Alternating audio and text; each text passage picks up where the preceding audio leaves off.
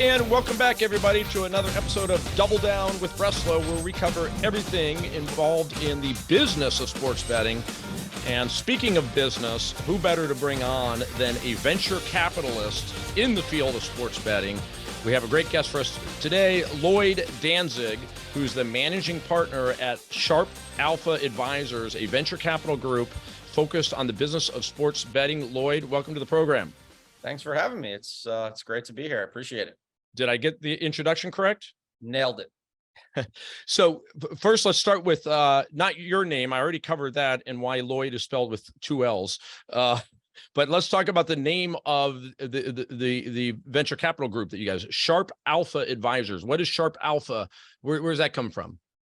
So originally, I don't think a lot of people know this actually.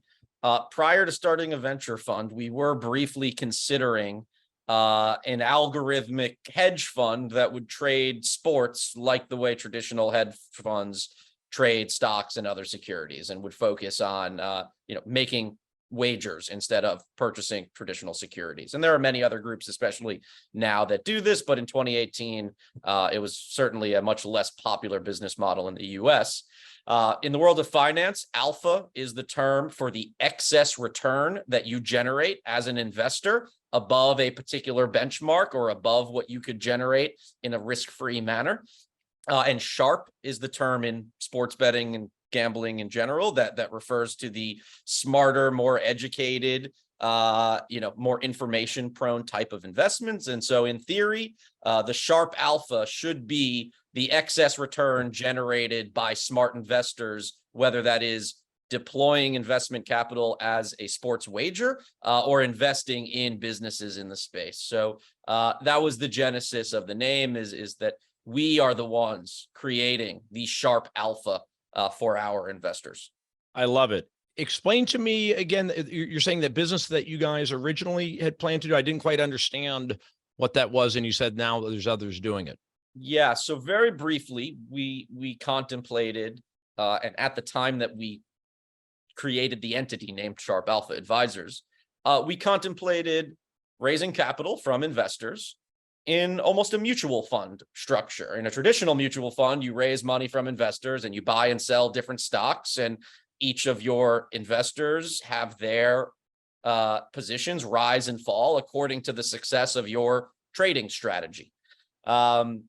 What has been the case overseas for many years, and increasingly in the US now, is that you can use that same structure, but instead of investing in stocks or bonds, you can invest in underdog money line parlays or whatever trading strategy you might have to take the money that your investors have given you, place sports bets with that money, and hopefully be able to return to your investors more money than you started with.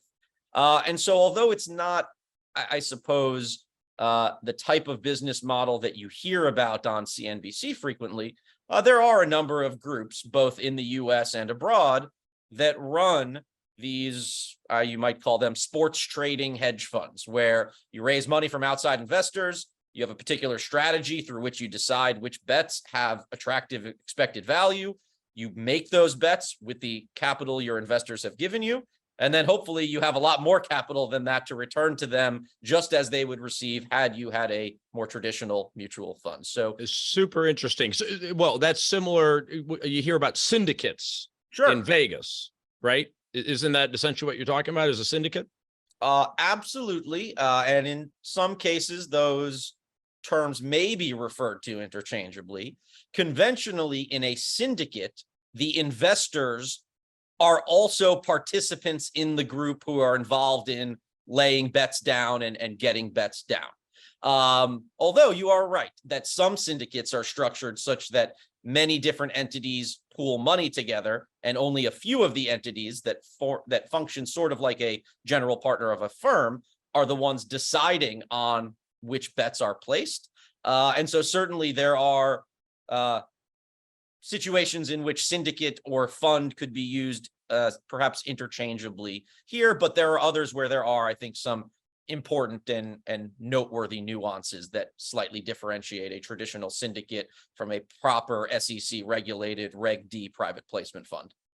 And is there one that you can identify that exists in the US right now that's pretty big?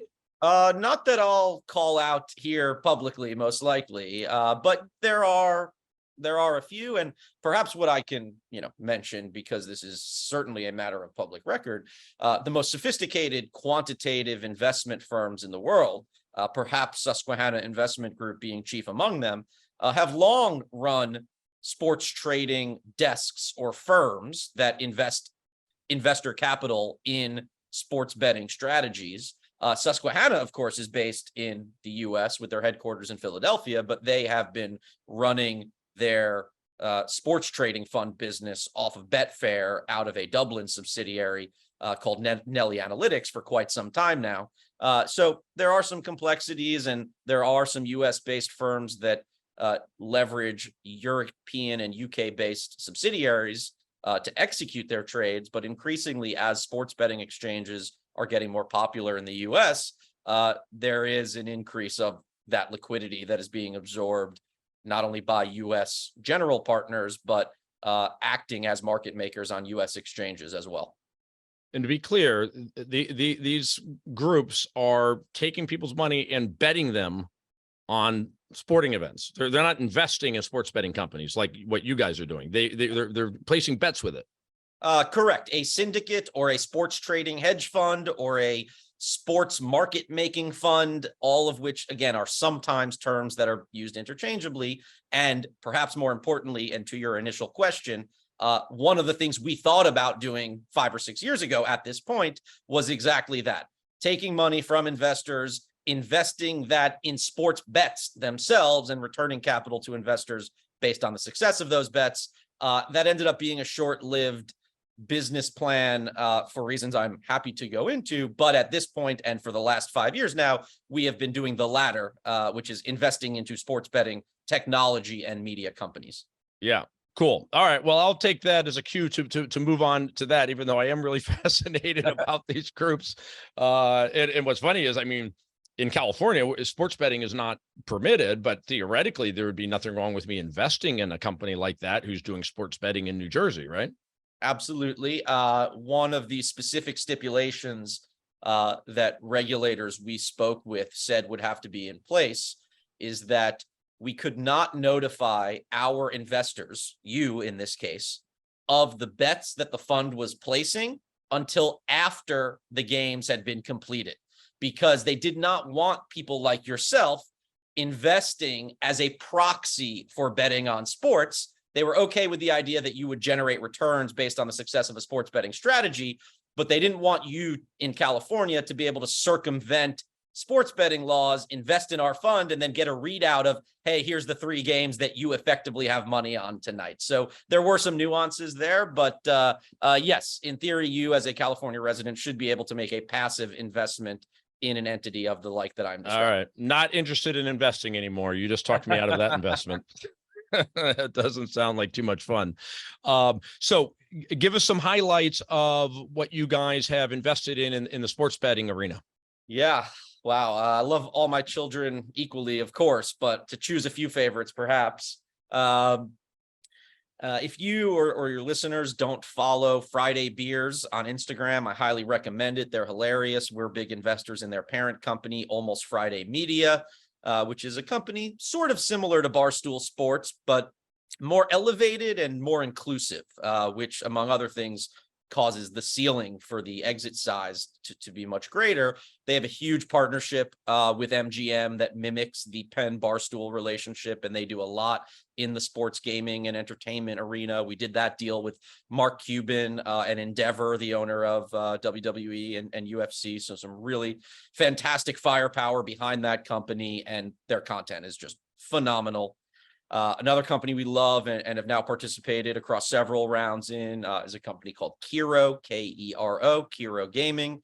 They are a white label micro betting provider. If you spend time in the mobile apps of professional sports teams and leagues and have ever found yourself predicting who will make the next foul shot or whether the next pitch will be a ball or a strike, that most likely was powered by Kero, and they also power similar experiences for real money sportsbook operators.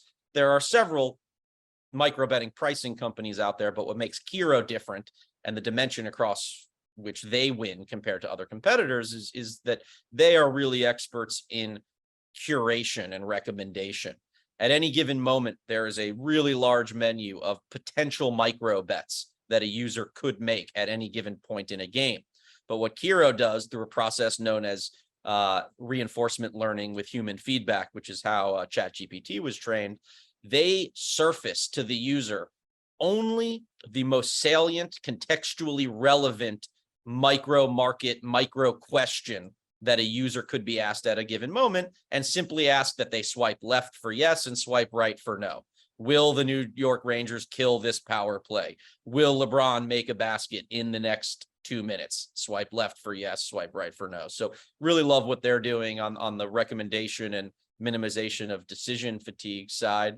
And then maybe one other I'll just call out. Let me stop on that one for a second, because that one fascinates me. So, micro betting is blowing up. People keep hearing about it, which is a unique term for basically in-game betting, but on things that it's called micro, I guess, because it's just on the next play. It's just on the next event, right?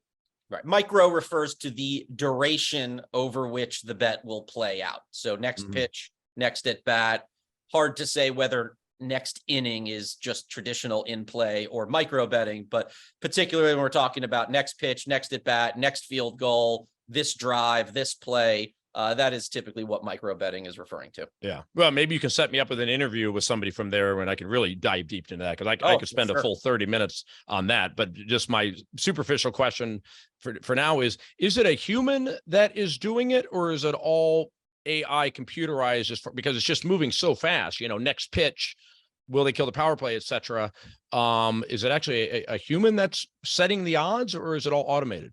No, I'd say it's about 99% automated. And if I can try to take a really complex topic and oversimplify it here, effectively, what these companies do is they're constantly ingesting the latest data from the game. What was the last pitch? How did the last at bat occur? And so at any given moment, they have a model for the game. The pitcher on the other team has thrown 45 pitches. It's the third inning. There's been this many batters, all of the data points that define a game at any given moment. And then typically what they do is they algorithmically simulate thousands of games moving forward from the point at which is currently real time. And they look at in what percentage of those simulated games did Aaron Judge hit a home run on the next pitch? Did he get a triple? Did he reach base on error?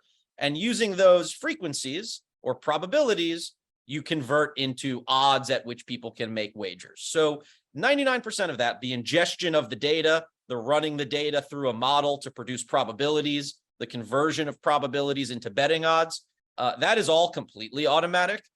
Since we are still in the early days of the industry, and betting in particular is subject to attempts at cheating and exploitation by consumers, you always have one or two, if not more, humans in the room that are usually overseeing things and making sure they pass the sniff test and are able to respond in case of an emergency. But other than that, yeah, the entire data ingestion and odds generation process is for the most part completely automated. And what is the house vig on that typically? Isn't it usually more than your typical bet? It is much more for a few reasons. One is that when you're taking pitches, bets on, let's say, will the next pitch be a ball or a strike? That's a much shorter duration than, will a particular NFL team win on Sunday? And so as an operator, as a sports book, you need to know that there's a much higher likelihood than normal that you have lopsided action. You might only get 100 bets in a 7 or 8 second pitch window across the whole country. And with a smaller sample size, there's a higher likelihood that all of the action is on one side or the other. Academically speaking, the VIG is compensation for the fact that operators expose themselves to information asymmetry, that people who are betting have more information at the time when they bet than the sportsbook did when they put out the odds. And that need is greatly multiplied and exacerbated by these ultra short duration markets where there's not a lot of time to recover. And then on the consumer demand side, the reality is that people don't have inherently a good sense of implied probabilities. What should the likelihood be that Aaron Judge hits a home run or a grand slam on the next pitch? Should that happen 1 out of every 25 times or 1 out of every 100 times? It's not entirely intuitive. And people who are placing micro bets generally are more recreational in nature. They are less price sensitive.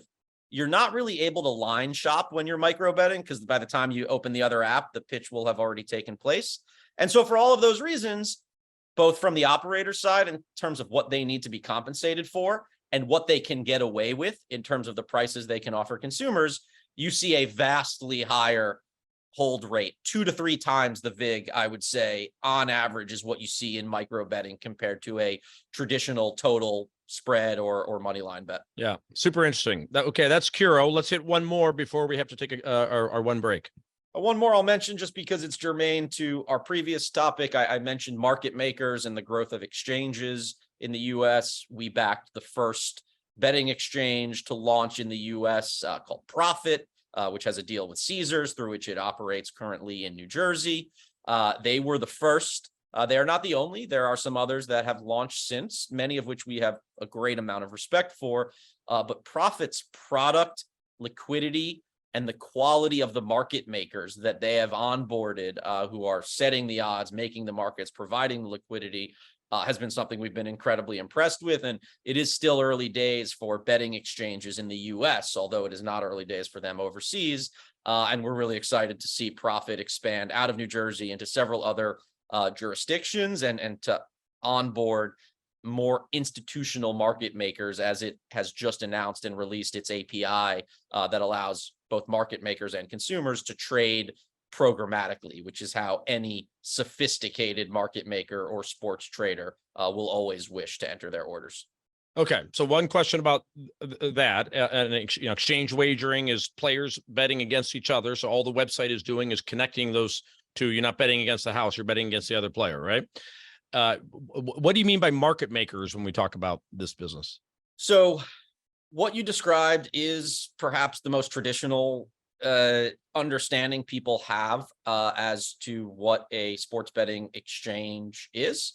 But the reality is that the challenge you would face if an exchange truly was only matching you with someone else, another individual customer who wanted the other side of the bet, is that you would have to find, or the exchange would have to match you with someone who wants to place the same bet at the same time on the same team, or I suppose the opposite one. But, there has to be perfect timing. You have to agree on the odds. And if you're a customer, most sports bettors, they want instant gratification. They want to log on, place the bet, know that the bet was placed. They don't want to submit an order and get a notification 3 hours later as to whether it was actually filled or not. And so what every successful betting exchange that you have ever heard of has done, certainly Betfair in the UK being the most notable, and then the handful of successful exchanges that there are in the US and elsewhere right now, is that they recognize that in order to provide a viable user experience, people need to be able to log on and bet either sides of a market, the home team or the away team, the under or the over, and get down a decent sized bet. Otherwise, they won't come back. And so the best way to do this, it turns out, is to find large and sophisticated sports bettors or financial institutions that bet on sports and sign agreements with them whereby they will be a market maker, just like you have on the stock exchange. If you go to buy or sell shares of Apple right now, there is someone out there who is standing willing to buy shares at $100 and sell shares at $101. And that's what they do all day. And the New York Stock Exchange incentivizes them for doing so. And they don't care if Apple goes up or down over the long term. They just want to take bets on both sides and make the spread. And so similarly, the majority of the initial liquidity that you see on a betting exchange comes from a market maker who puts up odds both for the away and home team, both for the over and the under, and hopes, just like a sports book, to get roughly equal action on each side and make the risk-free spread that exists in the middle. And so every betting exchange, pretty much anywhere that has had a moderate amount of success, including those in the US, they leverage market makers to ensure that there is a proper amount of liquidity so that customers can get their bets down and do so in a timely fashion. Wow. So it allows just about anybody to be a sports book if they want to go up there and be a sports book on that site, right? And then from the player perspective, what's the advantage to the player versus a regular, DraftKings sports book? Is it lower vig? So just to confirm on the first point, it's not quite just anyone. There is a bit of a licensing process that you have to go through to be able to be a market maker. There are some platforms that exist overseas and some crypto-based platforms where truly anyone can become a bookmaker in that regard. The regulated US exchanges have been a bit slower, but over time, yes, anyone will be able to go on and do what's called laying liquidity rather than backing, which is the term for the traditional type of bet. When you lay a bet, you are saying, I think something will not happen, and here are the odds at which I am willing to accept a wager. Let me see if anyone else will take the other side. To your second question, why would someone place a bet here from a user experience as opposed to DraftKings? Exchanges cater to a high volume, low margin, price sensitive customer. If you're just betting recreationally and you're trying to hit a 14-leg same game parlay on an NFL Sunday, DraftKings and FanDuel will be your home. That will be the best place for you. But if you're really trying to make money sports betting, if you're trying to maximize every percentage point of expected value wherever you can, if you are absolutely adamant about getting the best price and the best odds on every bet, and especially if you are a sharp bettor who has been limited or banned by a traditional sports book, exchanges are the place for you. They have a much lower vig because they don't need to be compensated for information asymmetry. It is riskless to operate an exchange, and therefore they require less payment for doing so. And if you are someone who has been banned or limited also, which again tend to be price sensitive customers, you will find yourself on an exchange. That's where you can get the largest bets down at the best price, the best odds, the highest limits, and the lowest vig. Super interesting. All right, let's take our break, and then I want to jump on this quote where you think next year will be the best ever for venture capital in sports betting. We'll be back after this break with Lloyd Danzig of Sharp Alpha Advisors. Ready for business? In brief, Bloomberg Briefs puts the power of Bloomberg to work for you with over 15 industry-specific newsletters available only by subscription. Each offers proprietary data, researched and written by acknowledged experts. Top analysts, dedicated economists, senior business editors, all presented in a concise, uncluttered environment. It gives me the edge I need. Go to BloombergBriefs.com right now for your free 30-day trial. In a world where secrets have consequences and lies can't be hidden forever, immerse yourself in the gripping new thriller No Lie Lives Forever by Todd M. Schoenberger. Join Wall Street hedge fund manager Travis Carmichael as he delves deeper into a web of corruption and conspiracy, finding himself entangled in a high-stakes game where souls are at stake, and trust is a luxury he can't afford. Critics and readers can't get enough of this heart-pounding page-turner, calling it a masterfully crafted suspense novel that will leave you breathless. No Lie Lives Forever is a masterfully crafted thriller that will leave you guessing until the very end. With its intricate plot twists and unforgettable characters, this is a must-read for fans of suspense and mystery. From the mind of acclaimed author Todd M. Schoenberger comes a novel that will challenge your perceptions and keep you turning the pages late into the night. Critics and readers alike can't get enough of No Lie Lives Forever. It's been hailed as a gripping roller coaster ride, a true page-turner that will leave you breathless. Don't miss your chance to uncover the truth. Immerse yourself in the suspenseful world of No Lie Lives Forever by Todd M. Schoenberger. Available now on Amazon and at finer bookstores near you.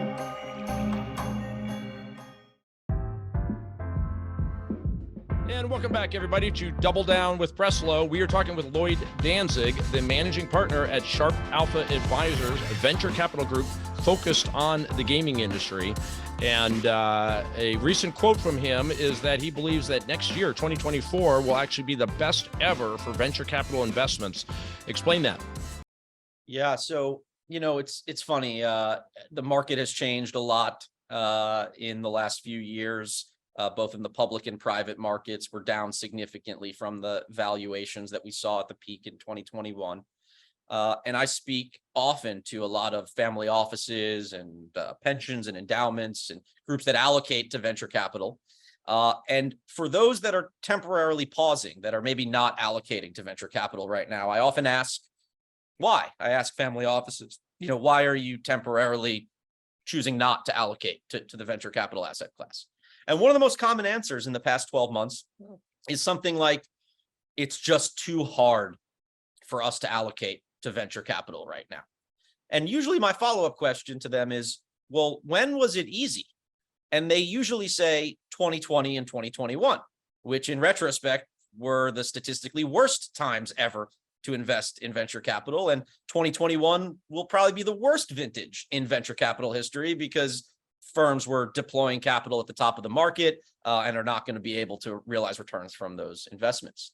And I think it speaks to a wisdom among smart money in the world of venture capital, which has always recognized that when it is easy and fun to be investing in venture capital, that is the worst possible time to be doing it. When it is hard and wrought with friction and stress, that is the best possible time to be doing it. And I think it makes for probably one of the most classic be greedy when others are fearful situations that I have ever come across going into 2024, talking about the private early stage markets. And to make it more tangible, there are two primary reasons for which I think that 2024 will be one of, if not the best vintages in venture capital history. On the one side, and this is maybe less nuanced and something people are quite aware of, valuations have come down. Investor friendliness, which is not only a measure of valuations, but also ability to secure liquidation preferences, anti-dilution protection, board representation, veto rights, other types of covenants. Investor friendliness is moving toward an all-time high. It will probably reach an all-time high in early 2024. At the same time, the market 2 or 3 years ago was incentivizing founders to optimize for growth, hype, salesmanship, number of press releases, things like that. And now, quite rightfully and healthily, it is forcing founders to optimize for traction, execution, profitability, and things of that nature. And so I would argue that if we look forward to, let's say, Q1 of next year, the average company receiving venture funding will probably have a 2 or 3 times greater likelihood of reaching a successful outcome than the average company did in Q1 of 2021, simply because previously founders were oriented toward unsustainable and incorrect metrics and KPIs, often by their investors and their market, whereas now we have companies that are purpose-built for sustainability, durability, efficiency, and things of that nature. And so you push those two things together, and in theory, if you are either the biggest firms in the world, the Andreessens and the Sequoias, or if you are a small but specialized firm that is highly respected in a sector with strong secular tailwinds, you should be investing in companies at half the valuation that have 2 or 3 times the likelihood of a successful outcome. And I know when I look at our investors, a lot of them made their money investing after the dot-com crash, after the great financial crisis, and now are shoving all their chips in a similar fashion. And so that is why I expect for the really top tier largest VC firms and for those that are specialized in sectors with strong secular tailwinds, the ability to invest at more favorable terms in higher quality companies should make next year one of the best times ever to deploy capital into seed and Series A investments. Yeah, I think everything you say makes sense. My only question would be interest rates. How does high interest rates impact this class of companies? So high interest rates in the short term certainly do a few things. One is that they pull money away from the venture capital asset class. If you can make 5 to 6% a year on your money in a liquid security and in a riskless fashion, it becomes a lot harder to justify locking your money up in a risky, illiquid asset class like venture capital to generate, a what might start to feel like a marginal return.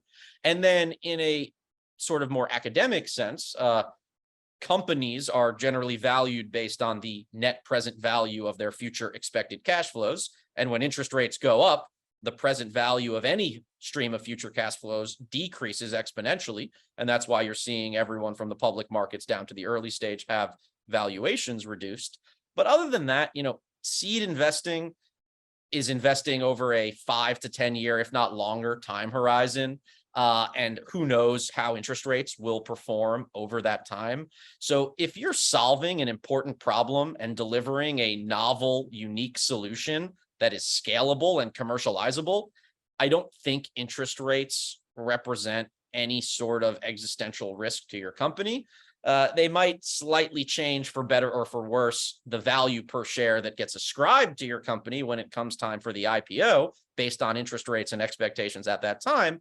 But for the most part, I'd say that startups are impacted by high interest rates in the form of investors underwriting to lower valuations and capital evacuating the venture capital ecosystem because it can find better risk-adjusted returns in safer and higher interest rate bearing instruments. And now let's bring it to sports betting. If I'm looking to do a startup company in sports betting, what space should I be looking at? I think there are two buckets into which I put companies that are most interesting today, and then maybe I can describe a more forward-looking theme. Today, I think the market is all about increasing profitability and also increasing durability and sustainability. So on the former front, increasing profitability, how are sports betting and casino operators looking to increase average revenue per user or the amount of that revenue that then falls down to the bottom line? And part of the way they are doing it is with more recreational leaning, higher margin products like same game parlays and micro betting, all of which, by the way, are provided by startups in the current market. Yes, DraftKings, FanDuel, and Caesars and MGM are the apps on which consumers participate in that type of betting, but none of it from an infrastructure perspective really is provided by the big operators. Simplebet provides the micro betting odds feeds for DraftKings, Hard Rock, Bet365, and Caesars. Companies like Angstrom, which Entain just acquired, and Swish Analytics and Huddle, Deck Prism, they provide a lot of the same game parlay pricing. So that's a great example of something that startups are providing, which drives higher profitability for operators. Other examples include personalization and customization capabilities. If I open a sportsbook app at 7:04 p.m. on a weeknight, you can rest assured I'm betting on the Yankees game that is going to start at 7:05, especially if I'm geolocated in New York. And so every time I open DraftKings at 7:04 p.m. on the East Coast on a weekday, I should be shown the Yankees odds first, but we are not quite at that point just yet, although we will be soon. And while some of that is being built in-house, a lot of that comes from third-party software providers. And so those are two of many. Is that a company you guys are involved with?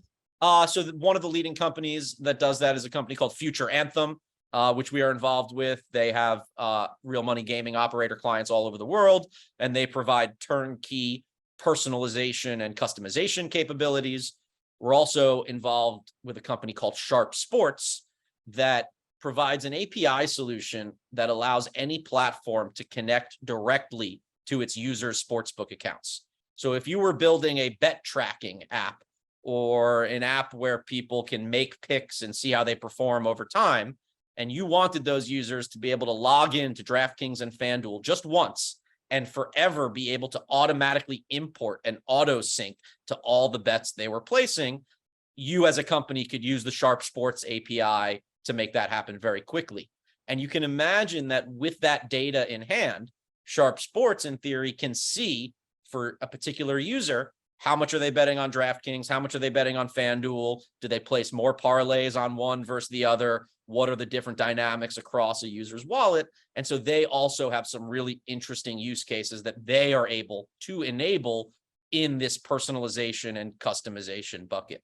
So that's sort of my first bucket of interesting companies thematically right now are either increasing the size of the pie or the profit margins that exist therein. And then I said bucket two was about sustainability and durability.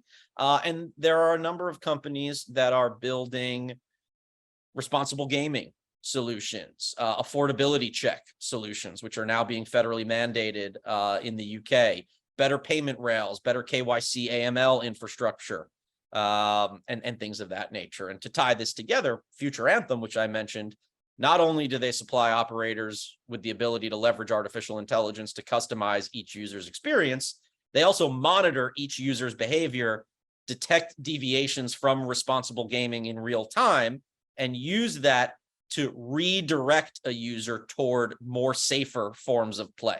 So for example, you could imagine if you recognize algorithmically that someone's starting to chase their losses, they're doubling their bets each time, maybe instead of sending them a promotion for a free deposit bonus, you send them a promotion that directs them toward a free-to-play game where they can enjoy a cool-off period and not, wager any real money for the next 24 hours. So bucket 2, I think, is products, platforms, and services that increase the sustainability and durability of the industry. And then I said I would give maybe like a more forward-looking theme that we are quite interested in continuing to underwrite, which is that I would say our overarching thesis is about the convergence of everything under the umbrella that I like to refer to as competitive entertainment, which I define as forms of entertainment where winning or outcomes matter. And of course, that's sports betting and casino and lottery, but it's also ticketing, merchandise, collectibles, retail stock trading, retail crypto trading, Peloton races for money, video games, skill-based games, sweepstakes games, all the things that fall under this umbrella of entertainment rooted in having skin in the game. And what we're already starting to see with companies like Fanatics, for example, is an attempt to integrate and converge all of these experiences in one roof. The first exit we had in our portfolio was a DFS company called Betcha that was acquired by Vivid Seats, which is a StubHub competitor, and now operates a sports betting business called Vivid Picks. And if you make 10 picks, you get a free ticket to the game. If you buy a ticket to the game, you get a free parlay slip, whatever it is. You're starting to see a lot more of these efforts toward convergence, building the one-stop shop for all of a competitive entertainment fan's digital needs. And in order for that to actually be possible, there's a lot of technological development and innovation that will have to occur. And I think something over the longer horizon that we continue to be excited about within and adjacent to sports betting is all of the connective tissue that exists and can be created to really allow for operators to cross-pollinate between these adjacent revenue streams and eventually to connect everything together in a singular, cohesive user experience. Super interesting. We're just about out of time. Just one question that is going on in my head. Europe has been so far ahead of us when it comes to sports betting. All the stuff you're talking about is super interesting and fascinating as far as where this industry will go. But because Europe is so far ahead of us, are we seeing a lot of this stuff that happened in Europe, or is just America that much more innovative and we're going to far surpass what Europe ever did as far as integrating sports betting into all these other channels? There are many, many dimensions across which it is quite useful to look at the UK, European market, and I would also add Australian market, when trying to learn lessons about how things might unfold in the US. And certainly responsible gaming, for example, is one of those fronts. But I think the question you're asking is actually not one of those fronts, and it's for two reasons. One of which you already mentioned, which is that, without trying to be an American exceptionalist here or anything like that, and with all respect to all cultures and geographies, of course, there is a type of entrepreneurial motivation and innovative horsepower that exists here in the US that really doesn't exist anywhere else. And that, I think, is one part of the answer. The other part is that we just have a different sociocultural orientation towards sports betting than they have in Europe, and especially different than they had when their PASPA moment was occurring. The UK Gaming Act of 2005 was the equivalent of PASPA being overturned in 2018 here. And especially at the time, sports betting was very heavily stigmatized. You talk to people in the UK at the time who were professional sports bettors, they'll tell you they'd rather have been caught walking out of a brothel than out of a betting parlor. And I think this is best enshrined in the experience that you can have either on Google Maps or by traveling to London, for example. Go to the nicest betting parlor anywhere in the United Kingdom. And it's kind of like a post office. I was going to say a glorified post office. It's not even glorified. It is like a post office, a very transactional location that is meant for you to enter, place your bet, and leave. It's not a place to hang out. It's not a place to watch the game.